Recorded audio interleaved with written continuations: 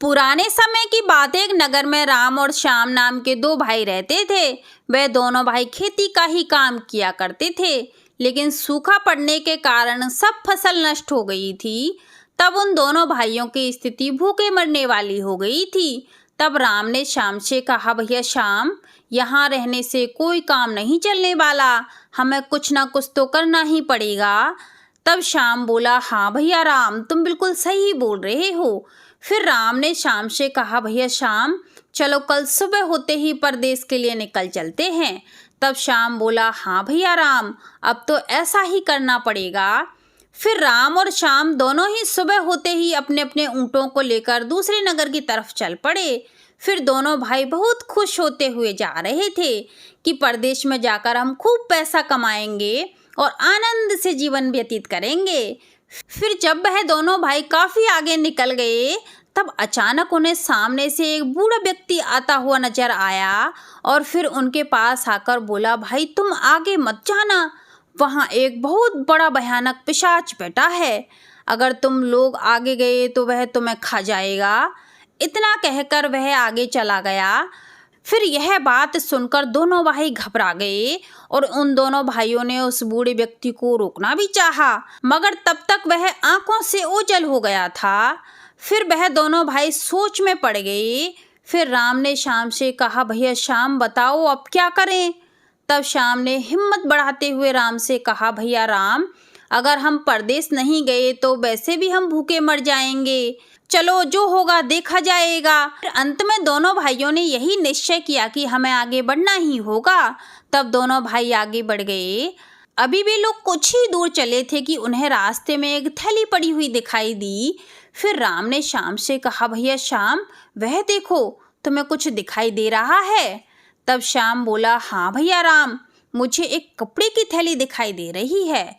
तब उन दोनों भाइयों ने ऊँटों को एक पेड़ के नीचे बांध दिया और फिर वह दोनों भाई उस थैली के पास जा पहुँचे। फिर उन दोनों भाइयों को उस बूढ़े व्यक्ति की बात भी ध्यान आ गई। फिर उन दोनों भाइयों ने डरते डरते वह थैली वहाँ से उठा ली और कुछ क्षण सोचते रहने के बाद उन्होंने वह थैली खोली तो उस थैली में सोने की मोहरें थीं। मोहरों की चमक के कारण दोनों भाइयों की प्रसन्नता का ठिकाना नहीं रहा।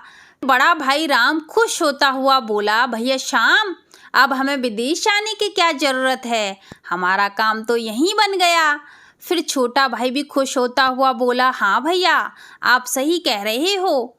और वह बूढ़ा खुसट हमें आगे बढ़ने से मना कर रहा था, बेवकूफ़। फिर राम बोला, भैया श्याम, अगर हम उस बूढ़े व्यक्ति की बात मान लेते तो आज यह सोना हमारे हाथों से निकल जाता। फिर श्याम बोला, तुम ठीक कहते हो भैया। फिर बड़ा भाई राम बोला, अब तो भूख भी लगने लगी है छोटे, तुम ऐसा करो, पास के गांव से जाकर खाना ले आओ, फिर उसके बाद अपन अपने घर वापस लौट चलेंगे।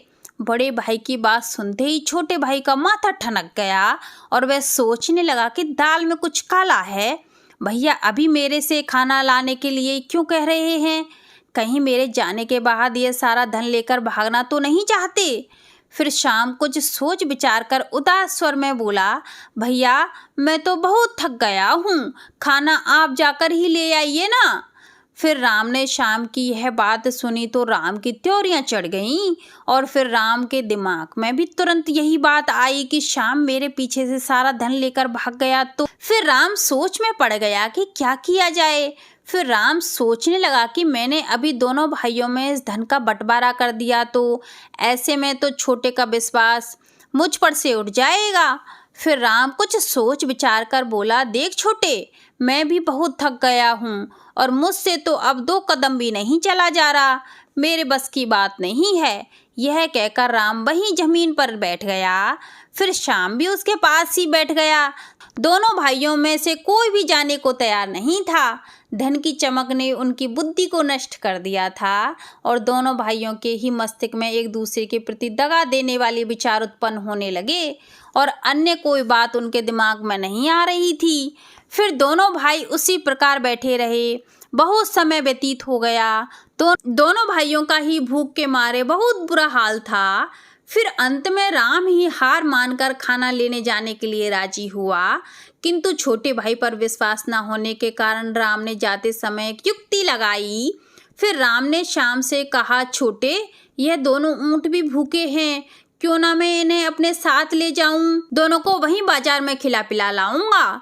फिर श्याम ने कहा, ठीक है भैया, आप जाइए और इन्हें भी ले जाइए, मगर ये धन की थैली मुझे दे दीजिए। श्याम ने चतुराई से काम लिया। फिर राम बोला, ठीक है छोटे, यह लो। राम ने श्याम को वह थैली सौंप दी।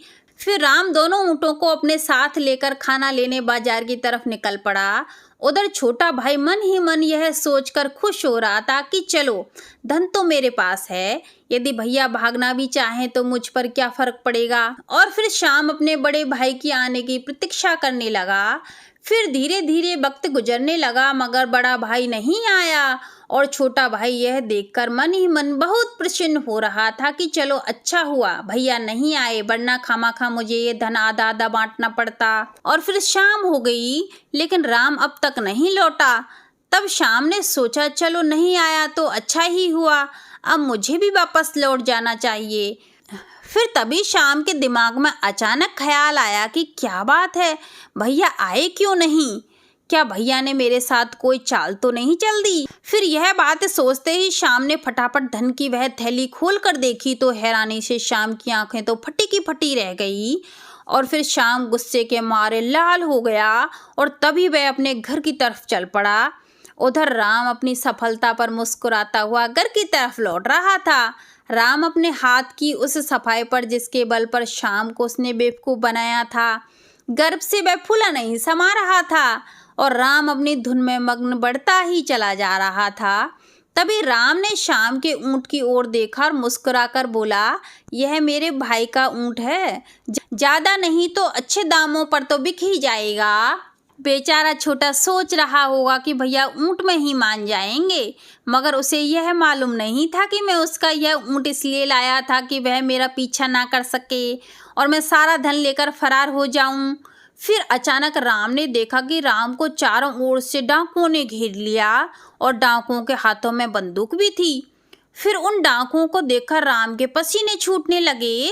फिर उन डाकुओं में से एक डाकू बोला, जितना भी माल है तेरे पास वह हमें दे दो, नहीं तो अभी अपनी जान से हाथ धो बैठोगे। फिर राम ने आनाकानी की तो बात हद से ज़्यादा बढ़ने लगी। तो एक डाकू ने अपनी बंदूक निकाली और गोली चलाने वाला ही था कि तभी अचानक वहां पर श्याम आ पहुंचा और बोला, सरदार रुको, मैं दिलाता हूं तुम्हें धन। फिर श्याम ने राम को समझाया और वह धन की थैली दोनों ऊँटों को लेकर वह डाकू वहां से चले गए। फिर राम ने शर्मिंदा होते हुए श्याम से माफ़ी मांगी और कहने लगा, भैया मैंने तुम्हारे साथ ऐसा किया और तुमने आकर मेरी जान बचाई, मुझे माफ़ कर दो। तब श्याम बोला, भैया वह बूढ़ा व्यक्ति सच ही कह रहा था कि आगे पिशाच बैठा है। वे पिशाच लालच रूपी पिशाच था जिसने हम दोनों भाइयों को ही खा लिया था। फिर राम ने श्याम से कहा, भैया श्याम अब परदेश नहीं जाएंगे और यहीं रहकर कोई काम धंधा कर लेंगे।